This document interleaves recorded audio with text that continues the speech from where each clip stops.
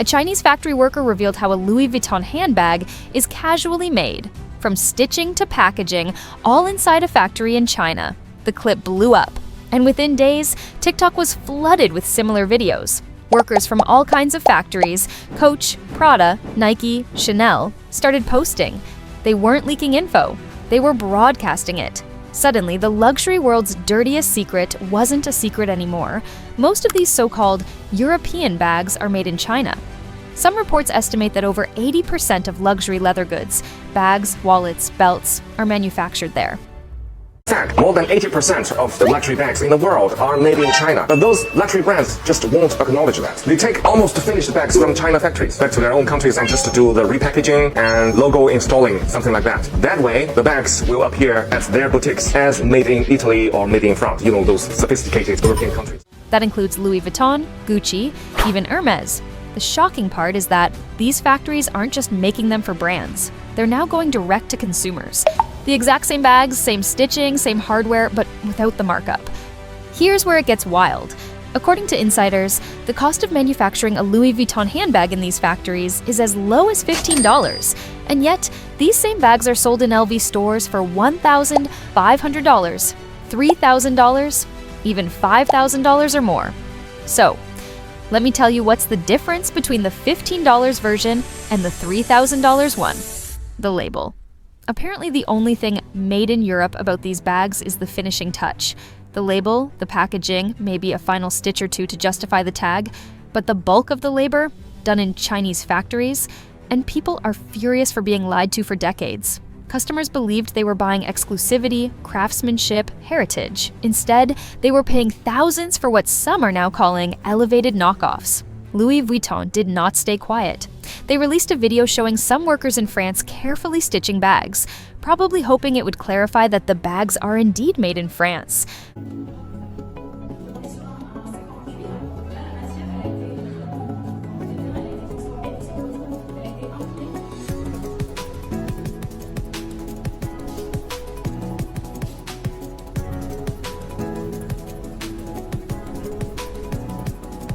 But the clip looked like it was thrown together last minute.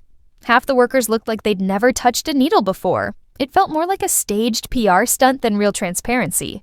For decades, we have been conditioned to believe that China is just one giant sweatshop pumping out crap while we are the sophisticated, high-end innovators. And it turns out China has just been patiently waiting for us to be completely dependent upon their manufacturers. They have been mastering every technology, absorbing every industry, and then building an empire that doesn't need us half as much as we need them. And just when you thought it couldn't get any worse, Louis Vuitton quietly increased their prices.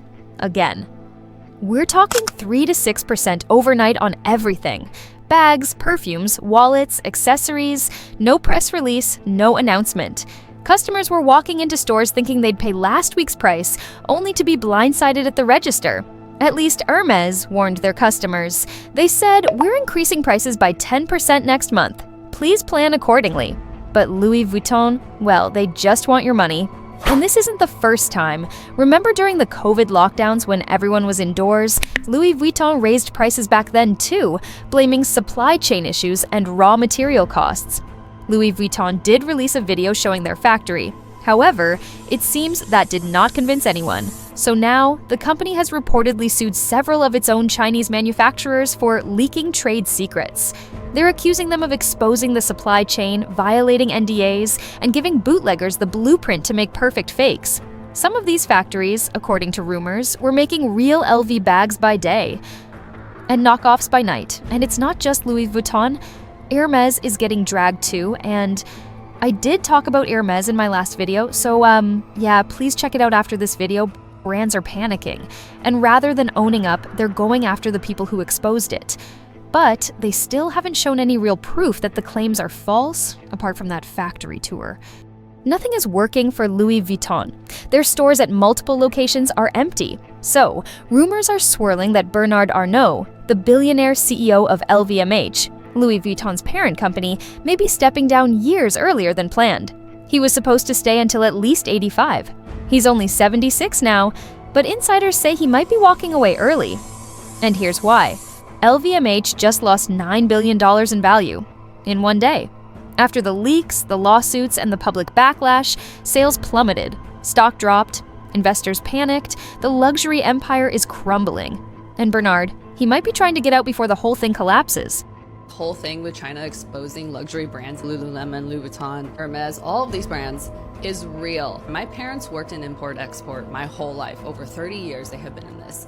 Before Alibaba was a thing, my parents were the middleman. American companies will come to them and say, hey, we want these things made in China, and my parents will go actually to China and source the goods and find the factories to make whatever product it might be. Products get shipped back to the US, they slap a label on it, they sell it at, major retail stores. I have known this, that luxury brands are made in the same factory as knockoff brands. When I was in college, I had a pair of UGG boots that just didn't have the UGG tag on it because my parents went to the factory and they were sourcing for a shoe company. They said, hey, we're gonna send you this pair. It was literally $5. You love Uggs. It doesn't have the logo, but it's the same quality from the same factory.